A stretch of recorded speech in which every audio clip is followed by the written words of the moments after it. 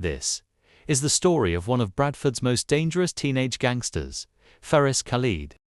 In 2023, Faaris Khalid, aged 16 years old, would make a decision that would change his life and the life of another teenager forever.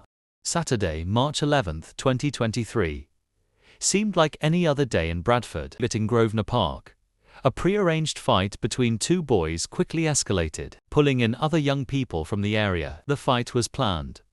Rival groups met in the park, tensions running high, but no one could have predicted how this would end. Among the crowd was 16-year-old Faaris Khalid, who would soon make a life-altering decision. Khalid wasn't directly involved in the initial altercation, but he'd come prepared.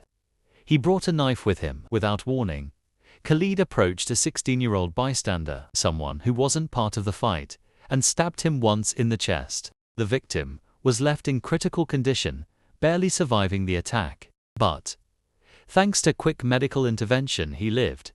But the injuries were life-changing. The consequences could have been far worse. In the aftermath, Khalid tried to cover his tracks. He disposed of his phone, discarded his clothing, and even shaved his hair, but his efforts were in vain. Khalid was arrested soon after and pled guilty to a Section 18 assault, causing grievous bodily harm with intent. But the case didn't end there. January 2024. Khalid was sentenced to 5 years and 4 months in prison. Will serve at least 2/3 of that time behind bars. But his actions didn't just stop at the stabbing. Was also found guilty of possessing prohibited firearms and ammunition, along with other serious charges. Detective Superintendent Al Weeks of Bradford District Police spoke about the case. Knives and weapons have no place on our streets. This case highlights the severe consequences that come from carrying a weapon.